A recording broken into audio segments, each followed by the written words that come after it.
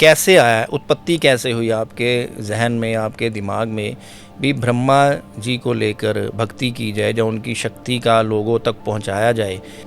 परमेश्वर का जो तत्व है, लोग हजारों नहीं करोड़ों अरबों सालों से उसे ढूंढते आए हैं कि असल में परमेश्वर है क्या। सबसे ज़्यादा सरल भगवान जो हमारे सनातन मत में हैं वो हैं ब्रह्मा जी। 2024 की एक सर्द रात को हम मेरे घर पे मंदिर है, हम अपने घर के मंदिर पे बैठ के यज्ञ कर रहे थे, हवन कर रहे थे। हवन करते करते, मंत्र उच्चारण करते करते समाधि लग जाती है।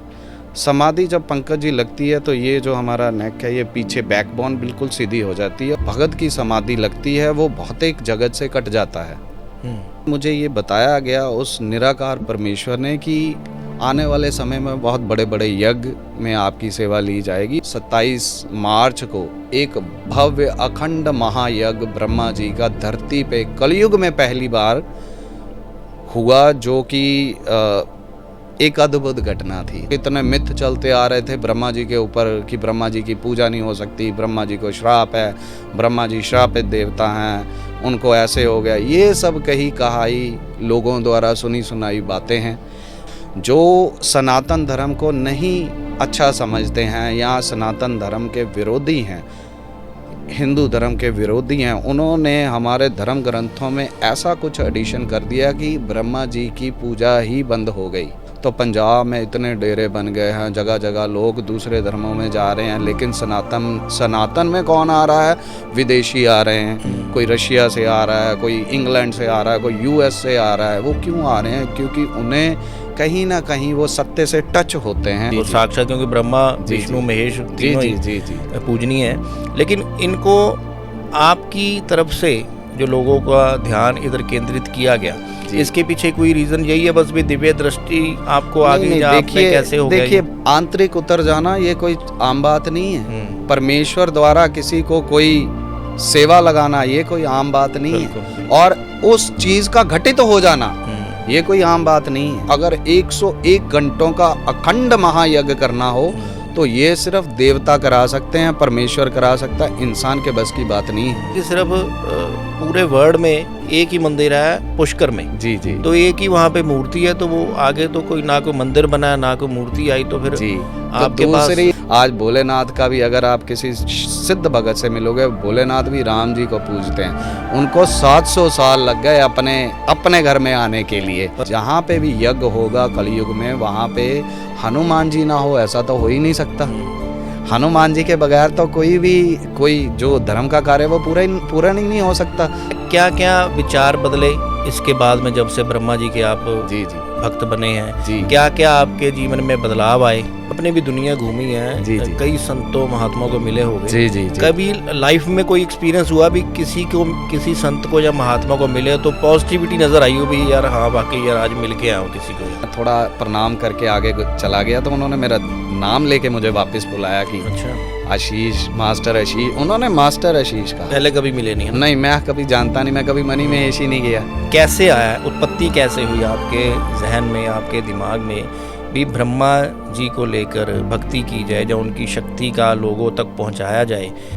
परमेश्वर का जो तत्व है, लोग हजारों नहीं करोड़ों अरबों सालों से उसे ढूंढते आए हैं कि असल में परमेश्वर है क्या। सबसे ज़्यादा सरल भगवान जो हमारे सनातन मत में हैं वो हैं ब्रह्मा जी। 2024 की एक सर्द रात को हम मेरे घर पे मंदिर है, हम अपने घर के मंदिर पे बैठ के यज्ञ कर रहे थे, हवन कर रहे थे। हवन करते करते, मंत्र उच्चारण करते करते समाधि लग जाती है। समाधि जब पंकज जी लगती है तो ये जो हमारा नेक है, ये पीछे बैकबोन बिल्कुल सीधी हो जाती है। भगत की समाधि लगती है, वो भौतिक जगत से कट जाता है।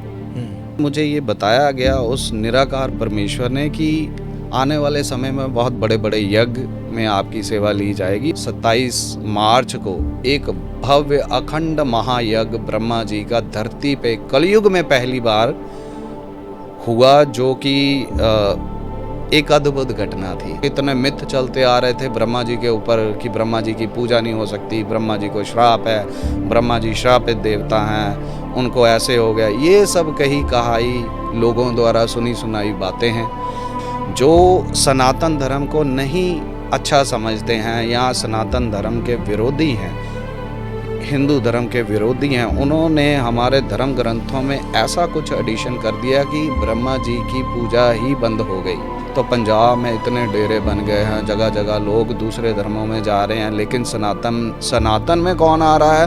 विदेशी आ रहे हैं, कोई रशिया से आ रहा है, कोई इंग्लैंड से आ रहा है, कोई यूएस से आ रहा है। वो क्यों आ रहे हैं? क्योंकि उन्हें कहीं ना कहीं वो सत्य से टच होते हैं। वो साक्षात, क्योंकि ब्रह्मा विष्णु महेश जी पूजनीय है। लेकिन इनको आपकी तरफ से जो लोगों का ध्यान इधर केंद्रित किया गया, इसके पीछे कोई रीजन यही है बस भी दिव्य दृष्टि आपको आगे कैसे हो गया? देखिए, आंतरिक उतर जाना ये कोई आम बात नहीं है। परमेश्वर द्वारा किसी को कोई सेवा लगाना ये कोई आम बात नहीं है, और उस चीज का घटित हो जाना ये कोई आम बात नहीं है। अगर 101 घंटों का अखंड महायज्ञ करना हो तो ये सिर्फ देवता करा सकते हैं, परमेश्वर करा सकता है, इंसान के बस की बात नहीं है। कि सिर्फ पूरे वर्ल्ड में एक ही मंदिर है पुष्कर में। जी तो एक ही वहाँ पे मूर्ति है, तो वो आगे तो कोई ना कोई मंदिर बना ना कोई मूर्ति आई, तो फिर आपके दूसरी आज भोलेनाथ का भी अगर आप किसी सिद्ध भगत से मिलोगे, भोलेनाथ भी राम जी को पूजते हैं, उनको 700 साल लग गए अपने घर में आने के लिए। जहाँ पे भी यज्ञ होगा कलयुग में, वहाँ पे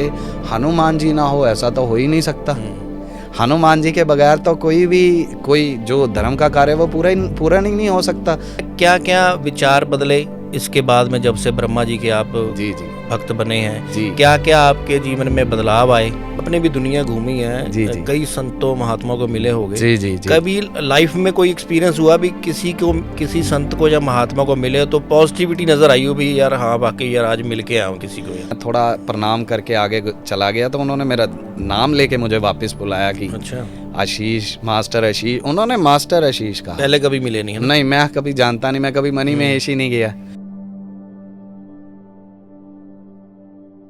ब्रह्म ही सत्य है और सत्य ही ब्रह्म है। तो जीवन में भक्ति करने के लिए संसार में जिसका भी जन्म हुआ है उसका जन्म भक्ति करने के लिए हुआ है, चाहे वो किसी भी रूप में हो, चाहे भोले शंकर के रूप में हो, चाहे बजरंग बली जी के रूप में हो, चाहे विष्णु जी के रूप में हो। पर आज हमारे साथ जो गेस्ट स्टूडियो में मौजूद हैं, पूरे हिंदुस्तान में वो अकेले ऐसे भक्त हैं जिनका मैं आपसे आज वार्तालाप करवाऊंगा, जो कि एक अनन्य भक्त है ब्रह्मा जी के। अमूमन होता है कि संसार में कहीं भी ब्रह्मा जी के भक्त नहीं मिलेंगे, लेकिन आज हमारे स्टूडियो में मास्टर आशीष जी विराजमान हैं, उनसे हम चर्चा करेंगे इसके बारे में। पहले तो आपका बहुत बहुत स्वागत है। नमो ब्रह्माय। सारी आत्मा चैनल की टीम का बहुत बहुत शुक्रिया कि उन्होंने दास को मौका दिया आज ब्रह्मा जी का प्रचार करने के लिए। मैं अपना बहुत सौभाग्य समझता हूँ कि आज मुझे ये मौका मिला। एक भगत का सबसे बड़ा जीवन में यही लक्ष्य होता है कि वो अपने परमेश्वर की बात जो संगत तक रखे। सो मैं समझता हूँ ये मेरा बहुत सौभाग्य है। और पंकज जी आपका बहुत शुक्रिया जी। तो आशीष जी कैसे आया, उत्पत्ति कैसे हुई आपके जहन में, आपके दिमाग में भी ब्रह्मा जी को लेकर भक्ति की जाए, जो उनकी शक्ति का लोगों तक पहुंचाया जाए?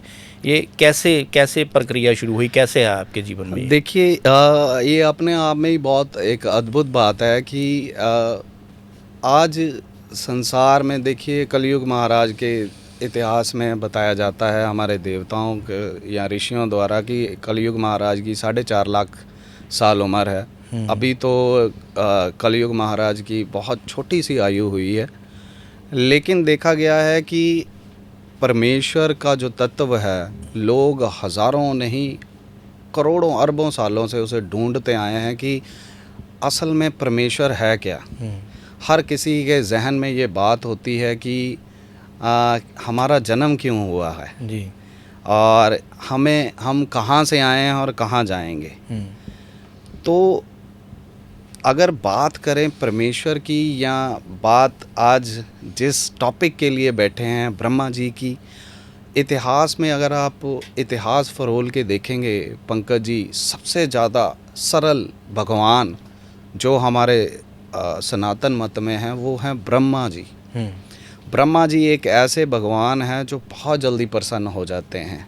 तो दास तो शुरू से ठाकुर जी की भक्ति करता आया है, कृष्ण भगवान राधा रानी की जीवन में भक्ति करते आए। जैसे जैसे जीवन आगे बढ़ा तो परमेश्वर ने जीवन में बहुत से उतार चढ़ाव भी दिए। हर भगत के जीवन में ऐसा होता है, क्योंकि उन्होंने जब परमेश्वर किसी को चुनता है तो वो हर किसी उस नक्के से उस परमेश्वर की वो जो टेक्निक्स हैं, जिसे हम समझिए कि हम जैसे हमें किसी गुफा में से होके जाना पड़ता है, ऐसे ही जो परमेश्वर का जो भगत होता है, परमेश्वर उसको बहुत नीचे से ऊपर लेके जाता है और हर उस नक्के से निकालता है जहाँ पे उसको आने वाले समय में बहुत सुविधा होती है। तो शुरू से कृष्ण भगवान की, राधा रानी की भक्ति थी।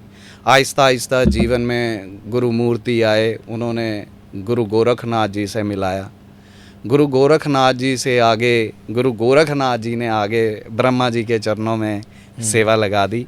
2024 की एक सर्द रात की बात है, मैं और मेरे कुछ शिष्य बैठ के हवन कर रहे थे, यज्ञ कर रहे थे। हम हवन करते करते हम, देखिए मैं आपको थोड़ा सा बता दूं कि ये जो दास को सेवा मिली है, कई बार क्या है, बहुत से पॉडकास्ट करें, बहुत से इंटरव्यू होती हैं। आज परमेश्वर ने इतनी कृपा कर दी है कि सोशल मीडिया के ज़रिए घर घर में ब्रह्मा जी के बारे में भी बातें होने लग गई हैं। दास के ज़रिए उन्होंने चुना है, दास को मैं अपना सौभाग्य समझता हूँ।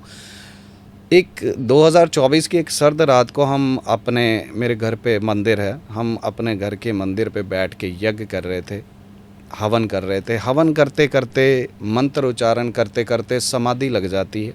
समाधि जब पंकज जी लगती है तो ये जो हमारा नेक है, ये पीछे बैकबोन बिल्कुल सीधी हो जाती है और जिस भगत की समाधि लगती है वो भौतिक जगत से कट जाता है, तो वो आंतरिक हो जाता है। तो वहाँ पे एक दिव्य प्रकाश जो हजारों सूरजों के बराबर होता है और जो जीवात्मा वो एक अणु मात्र होती है, वहाँ पे ये दिव्य प्रकाश जो है, जो जिसे हम निराकार परमेश्वर बोलते हैं, वहाँ पे मुझे ये हुक्म हुआ कि आने वाले समय में आपसे अनन्य सेवाएं ली जाएंगी, जो कि ब्रह्मा जी के यज्ञ है, ब्रह्मा जी की भक्ति और देवताओं के बारे में प्रचार। और वहाँ पे मुझे ये बताया गया उस निराकार परमेश्वर ने कि आने वाले समय में बहुत बड़े बड़े यज्ञ में आपकी सेवा ली जाएगी। और दास ने वहाँ पे जो अणु मात्र जो जीव आत्मा होती है, उन्होंने कहा कि मैं जिस देह में हूँ कि एक साधारण सा साधक हूँ, कि महाराज इतनी बड़ी सेवाएं मैं कैसे कर पाऊँगा। तो मुझे उन्होंने हुक्म दिया कि हे पुत्र, घबराओ मत, देवता किसी ना किसी रूप में आके आपकी मदद करेंगे और सारे यज्ञ जो हैं बहुत अच्छे तरीके से होंगे। और सबसे बड़ी बात मैं आपको बता देना चाहता हूँ, वहीं पे मुझे उस दिव्य प्रकाश द्वारा ये बात रखी गई कि आपने किसी से कोई भी मांग नहीं करनी है, सब कुछ अपने आप परमेश्वर द्वारा जो है निर्मित हो जाएगा। तो 2024 में जब ये समाधि खुलती है तो जो मेरे आसपास बैठे शिष्य हैं, मैं उनको बताता हूँ कि ऐसे ऐसे हुआ। तो कुछ लोग टेलीफोनिक भी जुड़ते हैं, विदेशों से भी जुड़ते हैं, सबको बताया गया। तो उसके 2024 में फिर एक महीने बाद 27 मार्च को एक भव्य अखंड महायज्ञ ब्रह्मा जी का धरती पे कलयुग में पहली बार हुआ, जो कि एक अद्भुत घटना थी। आज तक इतने मिथ चलते आ रहे थे ब्रह्मा जी के ऊपर कि ब्रह्मा जी की पूजा नहीं हो सकती, ब्रह्मा जी को श्राप है, ब्रह्मा जी श्रापित देवता हैं, उनको ऐसे हो गया। ये सब कही कहाई लोगों द्वारा सुनी सुनाई बातें हैं।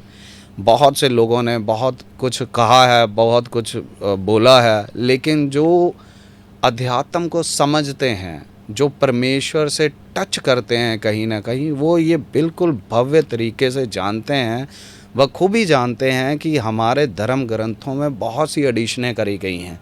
जो सनातन धर्म को नहीं अच्छा समझते हैं या सनातन धर्म के विरोधी हैं, हिंदू धर्म के विरोधी हैं, उन्होंने हमारे धर्म ग्रंथों में ऐसा कुछ एडिशन कर दिया कि ब्रह्मा जी की पूजा ही बंद हो गई। आज आप देखिए कि इंद्र भगवान जो देवताओं के राजा हैं, त्रिलोकी के मालिक हैं, तीनों लोकों में उनका राज चलता, उनकी पूजा ही नहीं होती। पूरे आप उत्तर भारत में आप एक भी मंदिर नहीं देखोगे। तो ये क्या है, उन्होंने क्या करा है कि आज से नहीं, कई सदियों से ये काम चलता आ रहा है, आगे आगे लोगों ने उसका प्रचार करा। तो हमारे जो सनातन धर्म के जो देवता थे उनकी बिल्कुल भी भक्ति बंद हो गई। इस समय आप देखोगे कि कुछ ही मंदिरों में देवताओं का पूजन होता है। बाकी लोग, अगर मैं पंजाब की बात करूं तो पंजाब में इतने डेरे बन गए हैं, जगह जगह लोग दूसरे धर्मों में जा रहे हैं, लेकिन सनातन में कौन आ रहा है? विदेशी आ रहे हैं। कोई रशिया से आ रहा है, कोई इंग्लैंड से आ रहा है, कोई यूएस से आ रहा है। वो क्यों आ रहे हैं? क्योंकि उन्हें कहीं ना कहीं वो सत्य से टच होते हैं, कहीं ना कहीं उन्हें पता लगता है कि हाँ, सनातन धर्म के अंदर इतनी शक्ति है कि अगर वो चाहें तो वो मोक्ष की सीढ़ी भी चढ़ सकते हैं। सो उसी चीज़ को लेके ये जो कृपा हुई है, उसी के तहत अब 2025 में 27 अप्रैल से 1 मई तक लुधियाना में 101 घंटे का अखंड महायज्ञ ब्रह्मा जी का।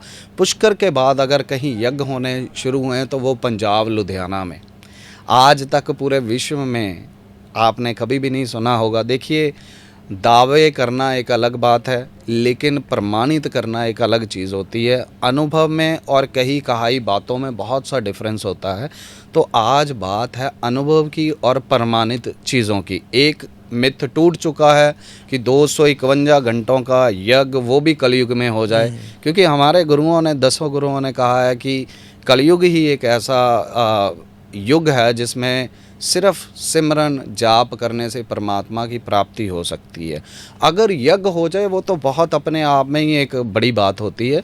सो जहाँ पे भी यज्ञ होते हैं, अब यज्ञ का दौर शुरू हुआ है, ठाकुर जी की कृपा हुई है, ब्रह्मा जी ने इतनी कृपा करी है कि दास द्वारा 101 घंटों का यज्ञ जो है आयोजित किया गया है पंजाब लुधियाना के द्रेसी ग्राउंड में। 101 घंटे का अखंड महायज्ञ होगा। दूर दूर से साधु संत महापुरुष आएंगे और ब्रह्मा जी की आज घर घर में पूजा सेवा दोबारा शुरू हो गई है। दास दोबारा बहुत से घरों में ब्रह्मा जी की जो स्थापना है वो करवा दी गई है, और कई ऐसे बड़े मंदिर हैं जिनसे बात चल रही है, क्योंकि कहीं ना कहीं लोग भी समझते हैं कि हमारे धर्म में बहुत सा खिलवाड़ हुआ हमारे धर्म के साथ, हमारी आस्था के साथ। आज वो सारी चीज़ें दोबारा बाहर आ रही हैं। नहीं, मेरी भी लाइफ का फर्स्ट एक्सपीरियंस है भी ब्रह्मा जी के किसी भक्त के सामने बैठकर मैं इंटरव्यू कर रहा हूँ, क्योंकि ये मेरा सौभाग्य है, मेरा एक्सपीरियंस है। पर आपने कहा कि दिव्य दृष्टि के आपको दर्शन हो गए या अंतरात्मा से आपको आवाज़ आई भी ब्रह्मा जी के बारे में ऐसा चीज़ होना चाहिए, उनको लोगों तक पहुँचाना चाहिए। वैसे तो है ही है वो साक्षात, क्योंकि ब्रह्मा विष्णु महेश तीनों ही पूजनीय है, लेकिन इनको आपकी तरफ से जो लोगों का ध्यान इधर केंद्रित किया गया, इसके पीछे कोई रीजन यही है बस भी दिव्य दृष्टि आपको आगे आपने कैसे हो गया? देखिए पंकज जी, ये कोई आसान बात नहीं है। नहीं, ये आपका एक्सपीरियंस है ना। मैं आपको बताता हूँ, ये कोई छोटी बात नहीं है। आंतरिक उतर जाना ये कोई आम बात नहीं है। परमेश्वर द्वारा किसी को कोई सेवा लगाना ये कोई आम बात नहीं है। और उस चीज का घटित हो जाना ये कोई आम बात नहीं है। हजारों सदियों से जो मिथ चले आते थे उनका टूट जाना कोई आम बात नहीं है। एक घर में अगर हमें हवन करना हो 1 घंटे के लिए तो बहुत चीज़ें हमें मैनेज करनी पड़ती हैं। अगर 101 घंटों का अखंड महायज्ञ करना हो तो ये सिर्फ देवता करा सकते हैं, परमेश्वर करा सकता है, इंसान के बस की बात नहीं है। सो अगर देखा जाए परमात्मा, देखिए हमने आज तक, आपने भी सुना होगा, लोगों का कहना है हमारे पूर्वजों का कि परमात्मा की मर्जी के बगैर एक पत्ता नहीं हिलता। अगर परमात्मा की मर्जी के बगैर एक पत्ता नहीं हिल सकता तो 101 घंटों के यज्ञ के कहीं कोई खाला जी का बड़ा तो नहीं है। तो ये कहीं ना कहीं परमेश्वर द्वारा ही चीज़ें रची जाती हैं। हाँ, मुझे बहुत से लोग ये सवाल पूछते हैं बहुत से इंटरव्यूओं में कि इतनी लेट क्यों हुआ। तो ये बात मैंने भी कही कि परमेश्वर ऑन दैट टाइम ही मैं बात कर रहा हूँ, उसी समय की बात कर रहा हूँ, समाधि की बात कर रहा हूँ कि परमेश्वर कि मैं इस चीज़ के लिए कैपेबल नहीं हूँ, ना तो मेरे पास इतने पैसे हैं और ना मैं कोई बहुत बड़ा ज्ञानी या भगत हूँ। तो उन्होंने कहा कि ये जो कृपा है आपके गुरुओं की भक्ति है उनका आपको एक दिव्य प्रसाद है। आप समझिए कि जो हजारों चीज़ों से, हजारों सालों से मिथ चलते आ रहे थे, वो टूट जाना। और देखिए, हमने भी, आपने भी सुना होगा कि ब्रह्मा जी को श्राप दिया है भोलेनाथ ने, शिव पुराण में 2 लाइनें लिखी हुई हैं। आप ध्यान से समझिए, अगर किसी ने 2 लाइनें एडिशन करके दोबारा उसको लोगों में बंटवा दिया हो तो कहाँ खड़ा है सनातन धर्म? बिल्कुल। उस भगवान को छोड़ दिया जिसने सृष्टि रचाई थी, जो जगत पिता था, उसी को भूल गए हम। और उसके बाद भी एक और चीज़ है, एक और चीज़ मैं कहना चाहूँगा कि ब्रह्मा जी सतोगुण प्रधान देवता हैं। हमारे 3 देव प्रमुख हैं, 3 भगवान हमारे ब्रह्मा विष्णु महेश, जिसमें से जो ब्रह्मा जी हैं सतोगुण प्रधान देवता हैं। और आज तक इतिहास को अगर आप उठा के देखो, सबसे ज़्यादा वरदान जो हैं ब्रह्मा जी ने दिए हैं। और ब्रह्मा जी किसी को श्राप नहीं देते जल्दी, वो तो वरदान देते हैं, लोगों का भला करते हैं। लोगों को आज जिन लोगों के, मैं 1 साल से दास को सेवा मिली हुई है और दास के घर में ब्रह्मा जी का स्वरूप स्थापित है, हजारों लोग आते हैं। और मूर्ति, मतलब मूर्ति है आपके? जी जी, स्वरूप एक ऐसा दिव्य स्वरूप हमारे। मास्टर जी, एक आशीष जी आपकी बात रोकने लगो, वो कहते हैं कि सिर्फ पूरे वर्ल्ड में एक ही मंदिर है पुष्कर में। जी जी, तो एक ही वहाँ पे मूर्ति है, तो वो आगे तो कोई ना कोई मंदिर बना, ना कोई मूर्ति आई, तो फिर जी आपके तो दूसरी भगवान ने कृपा करी है मास्टर आशीष जी के घर में। अच्छा, महाराज स्वयं आए हैं और स्वयं विराजमान है। बहुत हजारों लोग आते हैं मालिक की कृपा से, और लोगों का भला हो रहा है जी। जिनके बच्चे नहीं थे उनके बच्चे हो रहे हैं, जिनके कलेश थे वो निपट रहे हैं, और जिनके काम नहीं चलते थे आज काम चलने लग गए हैं। तो ये कोई मास्टर आशीष नहीं कर रहे हैं, ये ब्रह्मा जी कर रहे हैं। तो आज ब्रह्मा जी का, जैसे आप बड़े लोग कहते हैं कि हजारों सदियां हो गई, एक भी भगत पैदा नहीं हुआ ब्रह्मा जी का, आपको ये कृपा कैसे प्राप्त हो गई, ऐसे कैसे हो गया? ये तो पूछेंगे भी ना लोगों की कि जी जी एक अलग चीज है। मैं एक इसको डिस्क्राइब करूंगा पंकज जी बहुत अच्छे तरीके से। आप ध्यान से समझिए, आज 700 साल बाद राम मंदिर में रामलला जी का अभिषेक हुआ, 700 साल लग गए। जिस धरा पे हम रहते हैं, जिस मृत्यु लोक के अंदर हमें छोटा सा कोना मिला है, एक भारत, जो भारत में सबसे बड़े राम जी को पूजा जाता है, परमेश्वर राम है सबसे बड़ा। आज भोलेनाथ का भी, अगर आप किसी सिद्ध भगत से मिलोगे, भोलेनाथ भी राम जी को पूजते हैं। उनको 700 साल लग गए अपने घर में आने के लिए। पर उस चीज में थोड़ा फर्क है ना, ये तो थोड़ी वो राजनीति बोल दे या कानूनी लड़ाई बोल रहे हैं, उसकी तरह से हो गया ना, लंबित पड़ा था ये फैसला। ये समझिए, आप मेरी बात ध्यान से समझिए। एक तरफ तो हम कहते हैं कि मालिक की मर्जी के बगैर पत्ता नहीं हिलता, तो ये भी तो मालिक की मर्जी होती ना। इंसान जो भी कर रहा है, वो अच्छा कर रहा है, बुरा कर रहा है, सब उस सब के पीछे परमेश्वर है। लेकिन थॉट अपने अपने होते हैं हर किसी के। अगर आपको कार की चाबी पकड़ा दी जाए, आपने कार सीधे दीवार में मारनी है, उसे अच्छे से चलाना, ये आपके ऊपर निर्भर करता है। लेकिन जब परमेश्वर आपको ये बुद्धि दे देता है, जब आपका अपनी बुद्धि के ऊपर कमांड हो जाती है, आप अपने मन को पकड़ के आप उस अवस्था तक पहुंच जाते हो, फिर परमेश्वर आपको कोई ना कोई ड्यूटी लगा देता है। वो जरूरी नहीं है कि वो ज्ञानी को मिले, वो जरूरी नहीं है कि किसी ऐसे भगत को मिले कि जिसका पूरी दुनिया में नाम हो। वो एक ऐसे भगत को भी उठा के खड़ा कर देता है। जैसे हमारे मुझे एक किस्सा याद आ गया, आपकी बात चलते चलते मैं छोटा सा बता दूं कि हमारे गुरु महाराज हैं, महाराज हरकृष्ण साहब जी, तो वो छोटे से एज में थे जब गुरु उनको पूजा गया। तो लोगों ने सवाल उठाए कि इतनी छोटी उम्र के गुरु कैसे हो सकते हैं, ये वो। तो महाराज के पास एक कुछ लोग आए, वो कहते आपसे ज्ञान गोष्ठी करनी है जी। वो कहते जी मैं क्या ज्ञान गोष्ठी करूँगा। उन्होंने कहा कि महाराज जी से ज्ञान गोष्ठी। वो कहते कि एक पास बैठा हुआ था जो बिल्कुल अनपढ़ व्यक्ति था।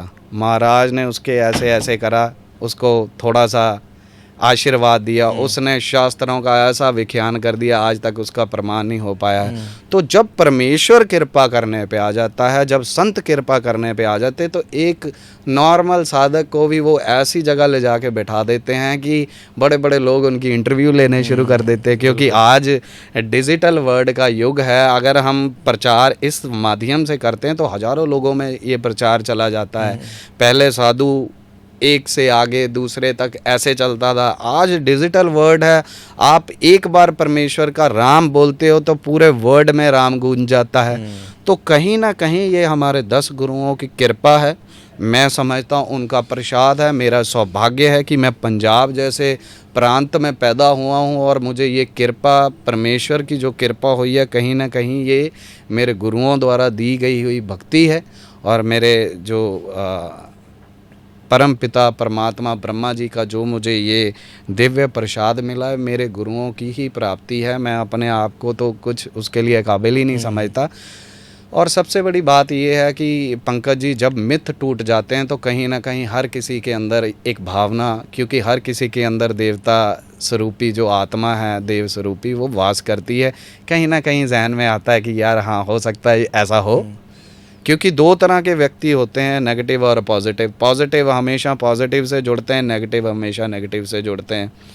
लेकिन एक अजीब तरह की बात ये होती है कि जो चुंबक होता है वो कभी पॉजिटिव नहीं जुड़ता, वो नेगेटिव पॉजिटिव जुड़ता है। सो असल में क्या है कि नेगेटिव लोग भी परमेश्वर द्वारा बनाए गए हैं, पॉजिटिव भी बनाए गए हैं, जिनको हमारे शास्त्रों में राक्षस बताया गया और देव बताया गया।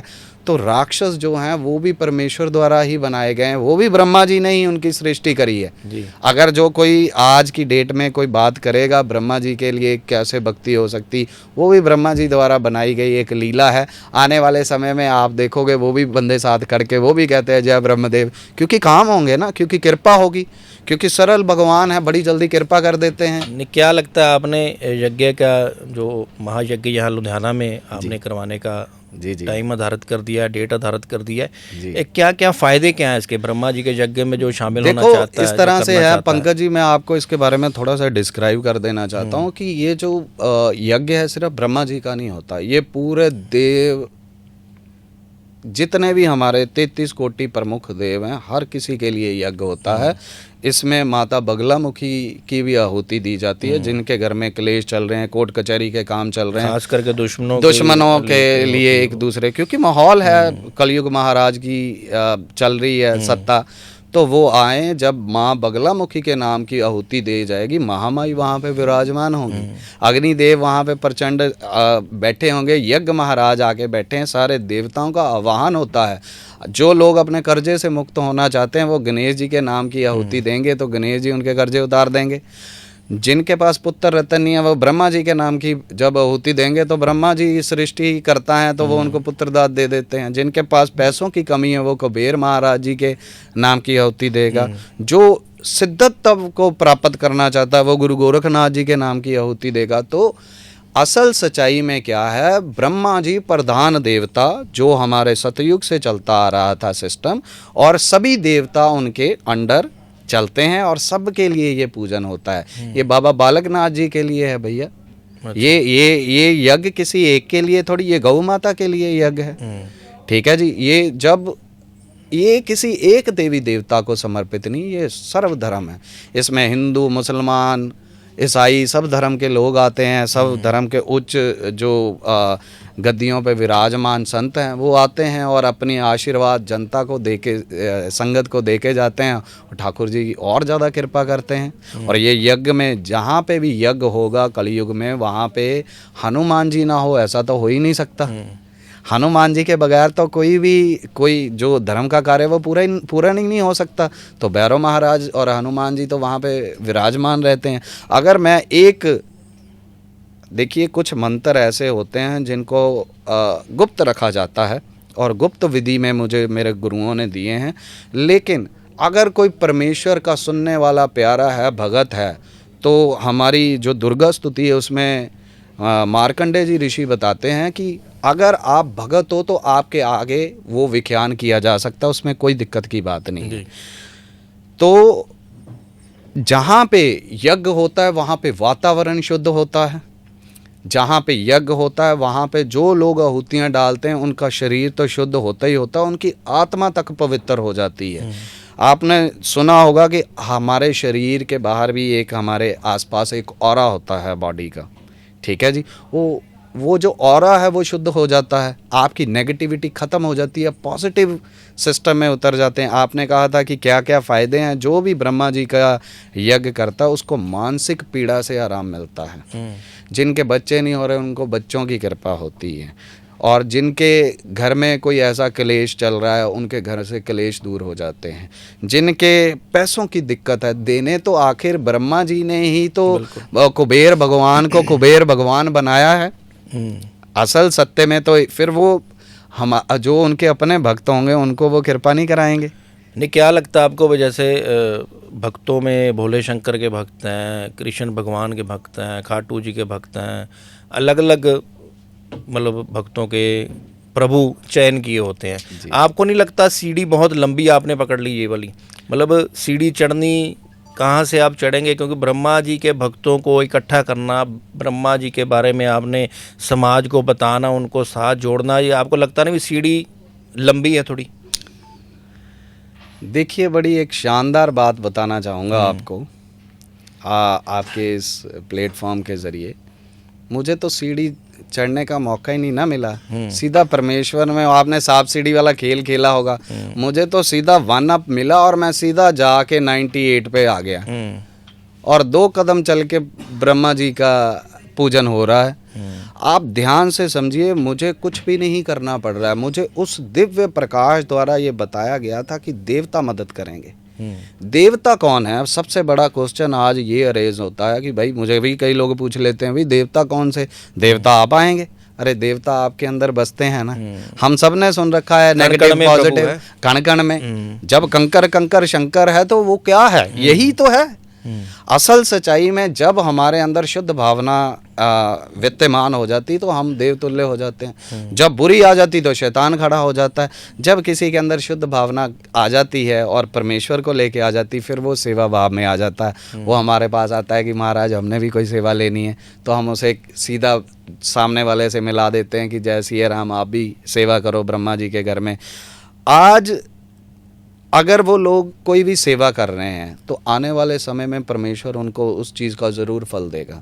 तो सबसे बड़ी बात ये है कि ये सीढ़ी लंबी नहीं, सीढ़ी तो पीछे लंबी बहुत ही, लेकिन ब्रह्मा जी ने ऐसी जगह पे ले आके बिठा दिया है कि अब तो बस नाम जपना है और लोगों को जपाना है। तो बस अपने ये देखिए, जो भगत होते हैं ना जी, इनकी जिनकी सेवा लगती है, भगत हर कोई है अपने आप में, जिनकी सेवा लग जाती है परमेश्वर की ओर से, उनके तो सिर्फ 2 कार्य होते हैं, जपो और जपाओ, और जितना समय परमेश्वर ने दिया उसे भोग के परमेश्वर के घर वापस चले जाओ। नहीं, क्या लगता है आपको चुना गया है, चाहे ब्रह्मा जी के भक्त बनने का आपको मौका मिला? मैं समझता हूँ आपकी किस्मत अलग तरह की लिखी हुई है जीवन में। तो क्या लगता है, क्या क्या विचार बदले इसके बाद में, जब से ब्रह्मा जी के आप भक्त बने हैं? क्या क्या आपके जीवन में बदलाव आए? क्योंकि लोगों को पता लगना चाहिए ना कि ब्रह्मा जी के भक्त हैं जो उनसे जो बात कर रहे हैं, तो क्या क्या जिंदगी में क्या क्या बदलाव है जब से ब्रह्मा जी के आपके? देखिए, क्या होता है कि जब आप, ये सिर्फ ब्रह्मा जी की नहीं बात, आप किसी भी परमेश्वर, मेरे पास ईसाई भाईचारे के लोग भी आते हैं,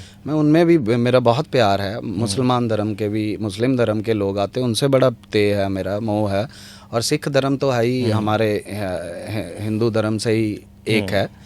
तो क्या होता है कि असल सच्चाई में आप जब किसी भी परमेश्वर की, किसी भी गुरु या किसी संत के जब आप शरण में चले जाते हो, आपके आंतरिक जो विषय है वो चेंज होने लग जाता है।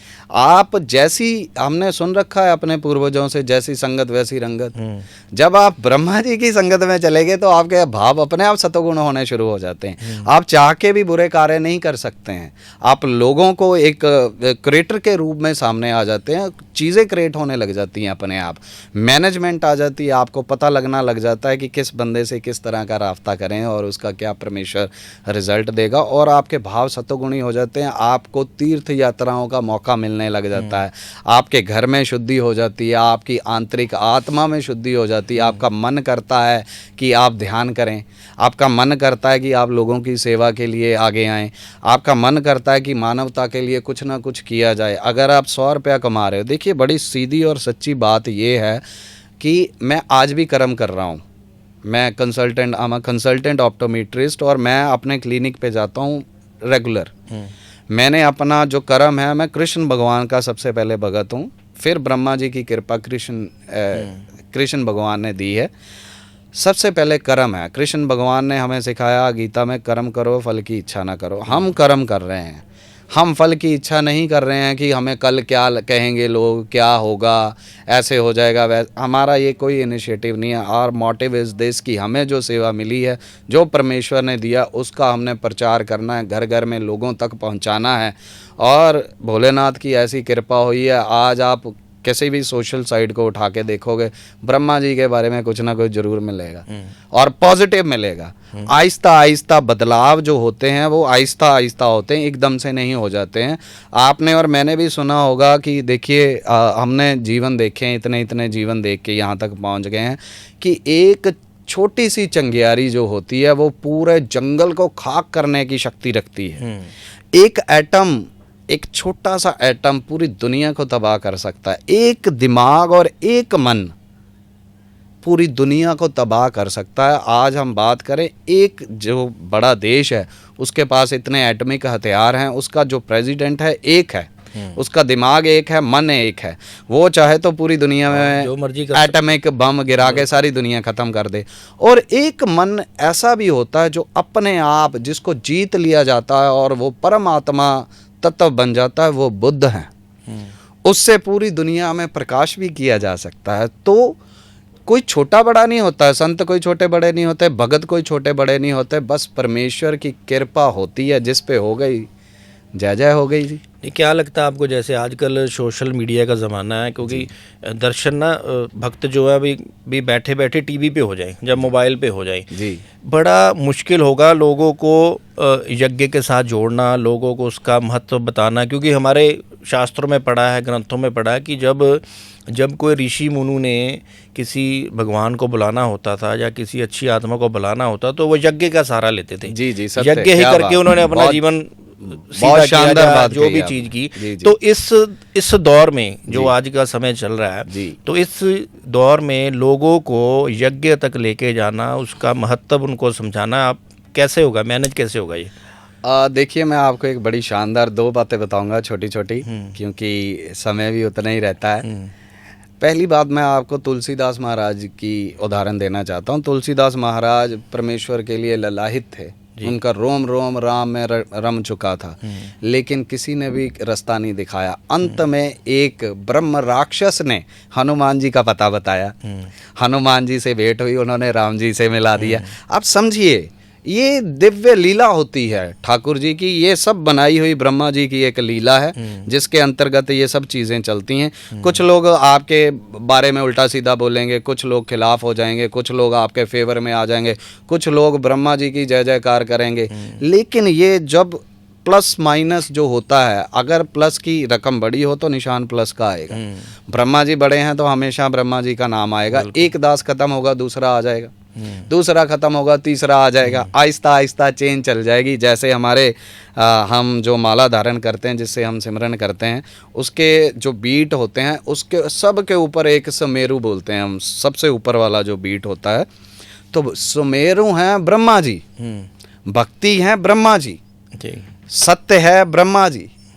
तो जब हम उनकी शरण में आ जाते हैं तो आहिस्ता आहिस्ता अपने आप ही बदलाव, अपने आप ही साथ लोग कारवा जुड़ता जाता है। आप देखिए, मैं इसकी लाइव उदाहरण दे सकता हूँ आपको।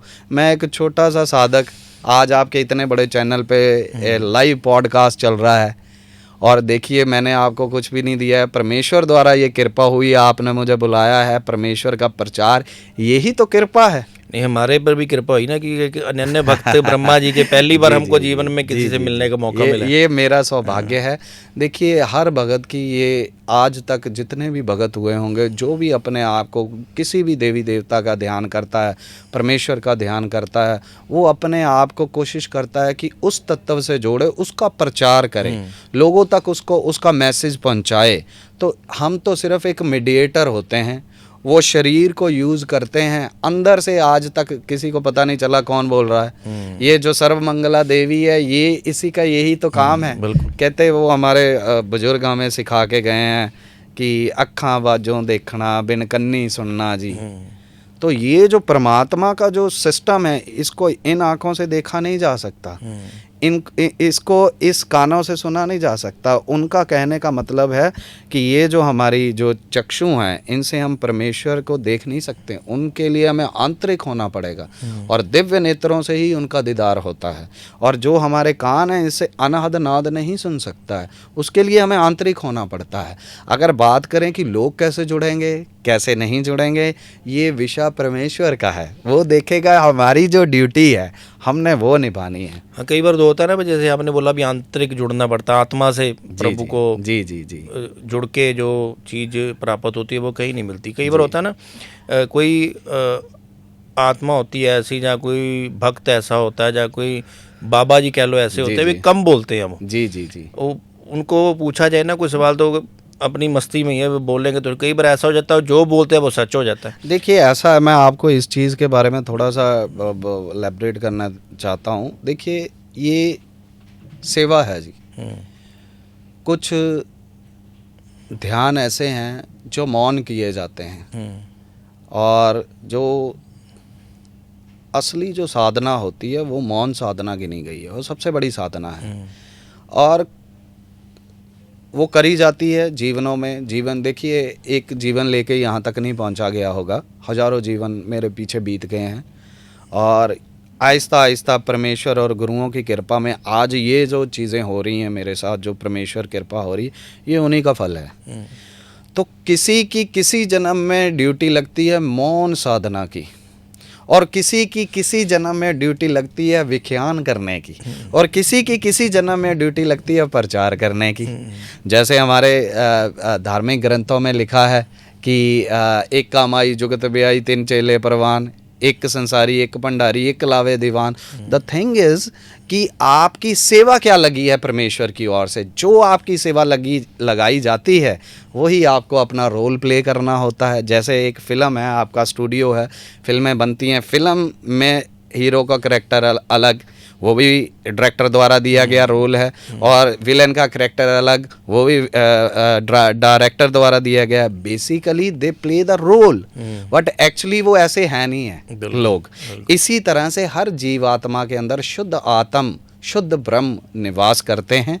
सो उनको जो रोल दिए जाते हैं, उनके जिस जन्म में जो रोल मिलता है वो रोल प्ले करते हैं, और अपनी जो यात्रा है जीवन की वो पूर्ण करके चले जाते हैं। सो इस जन्म में ठाकुर जी ने, जो ब्रह्मा जी ने हमें, जो निराकार परमेश्वर ने जो हमें इस जन्म में ड्यूटी दी है, सेवा दी है, वो प्रचार की है। तो हमारा काम है जी शुद्ध भावना से, आत्मिक पूरी शक्ति के साथ ब्रह्मा जी का प्रचार करना, देवताओं के सतो गुण से लोगों को मिलाना, दिखाना, समझाना। जो साथ आए वो बहुत उच्च, जो ना आए वो उनकी भी जय जयकार। तो क्या होता है कि आहिस्ता आहिस्ता आज आप अगर किसी सिद्ध संत को मिलोगे जो बहुत से दिव्य चमत्कार कर सकता है, वो पीछे पता नहीं कितने जन्म लेके वहाँ तक पहुँचा होगा। अगर हम बुद्ध भगवान की बात करें तो वो भी पहले एक ऋषि थे। बुद्ध भगवान, जिनको हम सिद्धार्थ गौतम बुद्ध जानते हैं, वो भी एक ऋषि थे पहले। जो उस समय के जो बुद्ध हुए थे उनसे वो आशीर्वाद लिया गया था। उन्होंने कहा था कि जाओ तथास्तु, आने वाले समय में सिद्धार्थ गौतम बुद्ध हो गए, बुद्ध हो गए तुम। तो बुद्ध क्या है, जब हम अपना बोध जान लेते हैं, जब हमारे अंदर से जागृति हो जाती है, हमें पता चल जाता है कि हमारा जीवन का एक्चुअल लक्ष्य क्या है। जब हमें ये जागृति हो जाती है कि हाँ, हमने अपने जीवन में करना क्या है, हमारे जीवन को जीवन क्यों दिया गया है, परमेश्वर ने हमें इस मृत्यु लोक में क्यों लेके आए हैं, तब हमें ये सारी चीज़ें अपने आप सामने जैसे वीडियोग्राफी चलने लग जाती है, तो एक एक चीज़ क्लियर होने लग जाती है। और अगर बात करें ध्यान की, देखिए ध्यान समझाने का या प्रमाणित करने का विषय नहीं है, वो तो एक अनुभव का विषय है। अगर आपकी आत्मा उस लेवल की है, अध्यात्म में जाने के लिए उतनी परिपक्व है, तो आप बात को बहुत अच्छे से समझ पाओगे। अगर आप अभी दुनियावी चक्रों में, नौ द्वारों में फंसे हैं, तो आपको वो चीज़ समझ ही नहीं आएगी। तो इसका मतलब ये है कि वो आपको अभी बताना ही नहीं चाहते। मेरे जीवन में खुद ऐसा हो चुका है। एक बार मेरे पास मेरे कोई रिश्तेदार हैं, बहुत अच्छे भगत हैं, तो एक बार मैंने अपने देवता से पूछा कि भाई इनको भी प्राप्ति हो सकती है। वो मुझसे बहुत बड़े भगत थे और उम्र में भी बहुत बड़े हैं। तो उन्होंने कहा कि बेटा अभी 100 जन्म लगेंगे। अच्छा। तो मैंने कहा देव ऐसा क्यों? कहते जब तक हम अपना अहंकार को नष्ट नहीं कर देते, शून्य अवस्था में नहीं आ जाते, तब तक हमें परमेश्वर की प्राप्ति वाला कोई काम ही नहीं है। मुझे उस दिन लगा कि शायद मेरे आंतरिक मन की तो नहीं ये उपज है। तो मैंने कुछ दिन बाद देखा वही बंदा दुनियादारी में उलझा हुआ दुनिया की बातें कर रहा था। मैं समझ गया कि हाँ, भगवान ने मुझे सत्य राह दिखाई, देवताओं ने सत्य राह दिखाई है।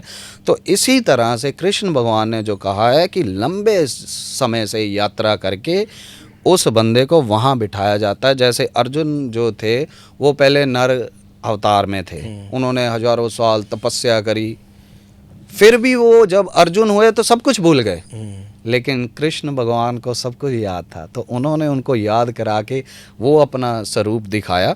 तो इसलिए हम जो आज नहीं मान रहे हैं, जो नहीं जान रहे हैं, जो नहीं जुड़ना चाह रहे हैं, हमारी जो आत्माएं अभी सो रही हैं। एक दिन ऐसा आएगा, एक समय ऐसा आएगा, हर कोई जाग जाएगा, हर किसी को ये भेद खुल जाएगा कि कोई श्राप नहीं है, कोई मिथ्य नहीं है। खिलजी ने देखो हमारी नालंदा यूनिवर्सिटी, जो दूसरे देशों से लोग पढ़ने आते थे, आज हमारे बच्चे दूसरे देशों में पढ़ने जा रहे हैं। क्यों जा रहे हैं? क्योंकि हमारे जो इतिहास था, जो हमारी धरोहर थी, जो हमारी सनातन की शक्ति थी, खिलजी महाराज उसको तबाह कर गए। खिलजी ने सब कुछ तबाह कर दिया। अब देखिए कहीं ना कहीं तार जुड़ते हैं परमेश्वर से, क्योंकि सनातन धर्म के पास ऐसे ऐसे ग्रंथ थे, ऐसे शुद्ध ग्रंथ थे कि उनको पढ़ के आज तक चरक संहिता देखिए आप, चरक ऋषि हमारे हुए हैं, ऐसे ऐसे दिव्य ऋषि हुए हैं जिन्होंने 7 समुंदर पी लिए, अगस्त ऋषि वर्गीय ऋषि हुए हैं।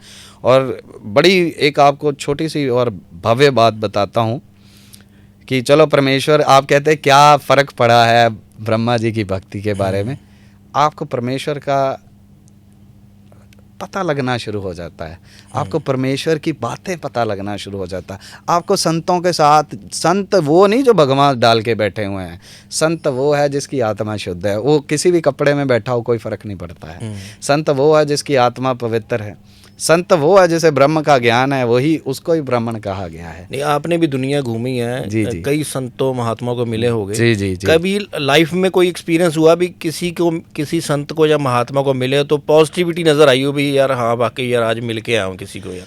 देखिए पीछे मैंने एक मणि महेश के ऊपर बहुत भव्य किताब लिखी है, बहुत बड़ी किताब है, मणि महेश की सच्चाई किताब का आज मैं आपके सामने पहली बार कैमरे के सामने बता रहा हूँ। जल्दी प्रकाशित होगी मणि महेश का सच्चाई, मणि महेश की सच्चाई, the journey of Mani Mahesh. आपको बेस्ट विशेष जी। हाँ धन्यवाद जी। और भोलेनाथ की कृपा से वो जो किताब है बड़ी जल्दी मार्केट में आ जाएगी।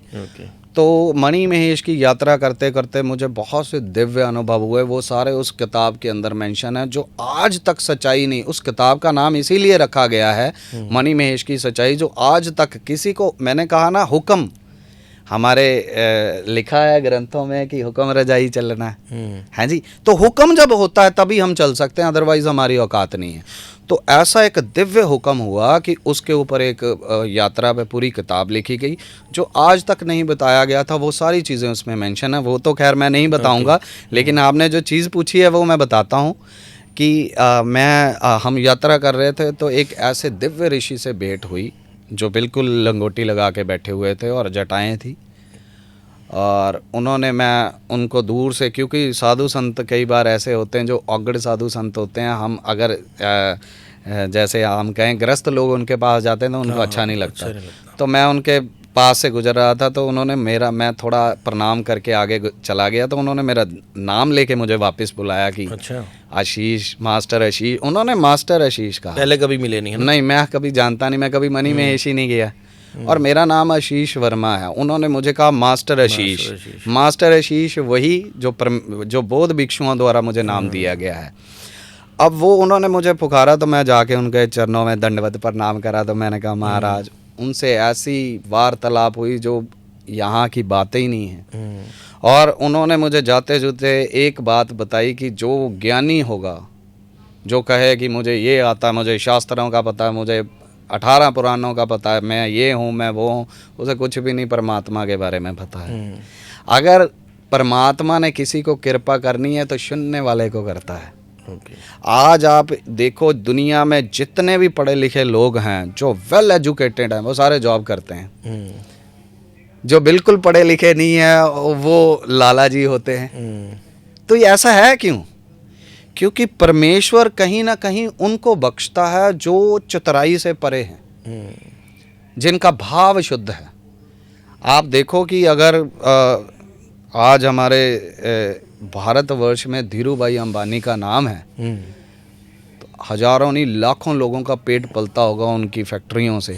तो वो कुछ भी नहीं पढ़ाई लिखाई, लेकिन मालिक की ऐसी कृपा की वो तिरुपति बालाजी में 100-100 किलो सोना चढ़ा देते हैं। असल सच्चाई क्या है कि हमें जब रज़ा में रहना आ जाता है, जब हम अपनों से बड़ों की रिस्पेक्ट में आ जाते हैं, बड़े संतों के चरणों में आ जाते हैं, तो अपने आप वो भक्ति की जो गंगा आपके अंदर सिमट जाती है, बहने लगती है, और परमेश्वर का जो प्रचार है वो और भव्य तरीके से होने लगता है। अंत प्रश्न पूछूंगा आशीष जी आपसे भी जी, यज्ञ को लेकर क्या क्या तैयारियां हैं जी और आगे क्या क्या उसके प्रोग्राम है? ये देखिए जी, आज ही मैं आपको बता देना चाहता हूं कि चलो आज ही परमेश्वर की कृपा से आपके यहाँ आना हुआ। आज ही हमने एक बहुत बड़ी प्रेस कॉन्फ्रेंस करी है कि हमारे साथ लोगों का अब जुड़ना शुरू हो गए हैं और बहुत से भगत आ गए हैं। और एक बहुत बड़ी हॉस्पिटल चेन्स हैं, आई हॉस्पिटल, ASG हॉस्पिटल, वो हमारे ब्रह्मा जी के अखंड महायज्ञ में 101 घंटे तक वो जो हमारा यज्ञ चलेगा उसमें 4 दिन का वो एक बड़ा कैंप लगाएंगे, आइज़ कैंप होगा, और वो टोटली फ्री ऑफ कॉस्ट होगा। वहाँ पे चेकअप वगैरह सब कुछ फ्री होगा।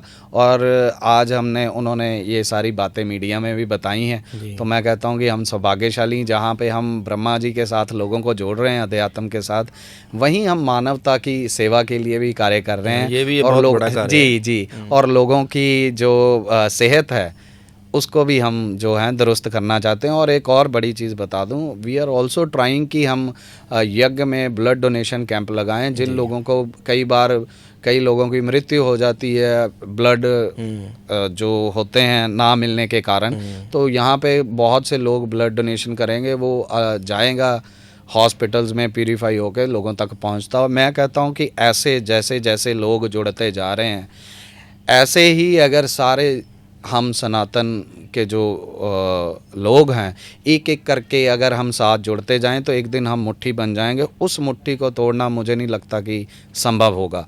आज हर किसी का धर्म अलग बन गया, कोई किसी को पूज रहा है, कोई किसी को। जब हम एक छतरी के नीचे आ जाते हैं, एक परमेश्वर की शरण में आ जाते हैं, उसके अंडर सारे ही आ जाते हैं। अगर मैं ब्रह्मा जी की मुझे मालिक ने सेवा दी है तो ब्रह्मा जी के अंडर सारे ही देवी देवता आते हैं, क्योंकि ब्रह्मा जी जो हैं वो देवताओं को बनाने वाले हैं भाई। देवता भी उन्होंने बनाए हैं, क्योंकि जो कश्यप मुनि हैं हमारे सप्त ऋषियों में, वो उनकी संतानें, राक्षस और देवता दोनों उन्हीं की संतानें हैं।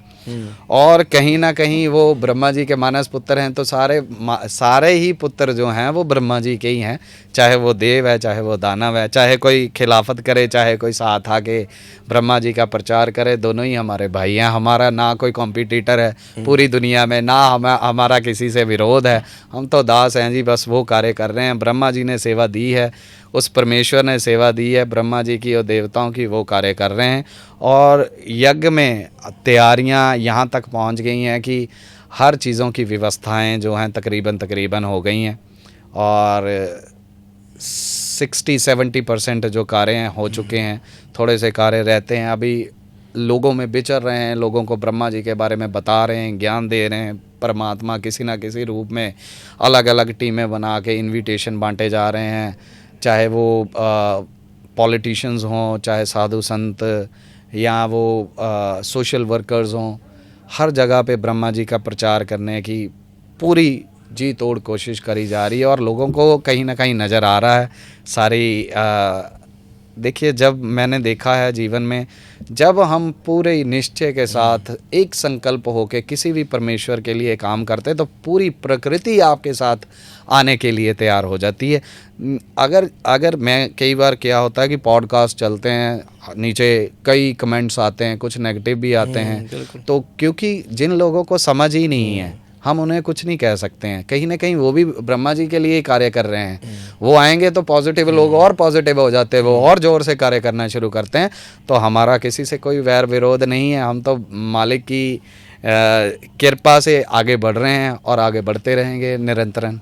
जी तो बहुत बहुत धन्यवाद आशीष जी, आपने जो कार्य किए हैं जी समाज की सेवा के लिए, चाहे वो ब्लड कैंप के रूप में हो, चाहे वो आइस कैंप के रूप में हो, और चाहे सबसे बड़ा कार्य जो महायज्ञ जो आपकी तरफ से करवाया जा रहा है, उसके लिए आप लोगों को आपने प्रेरित भी किया, वहाँ आने के लिए इनविटेशन दिया। जी जी तो स्टूडियो में भी आने के लिए आपका बहुत बहुत धन्यवाद। बस जी, मैं एक आपके लिए यही मैसेज आने वाले समय में लोगों को देना चाहता हूँ। देशों विदेशों में भी जो भी आत्मा चैनल को भगत जन सुन रहे हैं और जो पंजाब के लुधियाना के लोग सुन रहे हैं, आइए 27 अप्रैल से 1 मई तक ब्रह्मा जी का अखंड महायज्ञ जो विश्व में सिर्फ पंजाब लुधियाना में होते हैं, आइए आहुति दीजिए, अपने अपने भगवान की आहुति दीजिए, क्योंकि सब कुछ एक ही है, परमेश्वर एक है। हमारे सनातन धर्म में एक ही परमेश्वर की पूजा है, वही, क्योंकि त्रिगुणी माया को भी हम एक ही स्वरूप में पूजते हैं।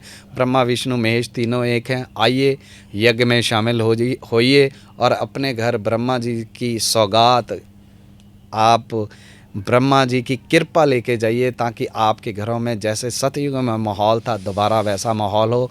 मैं कहता हूँ पंकज जी, आपका बहुत धन्यवाद।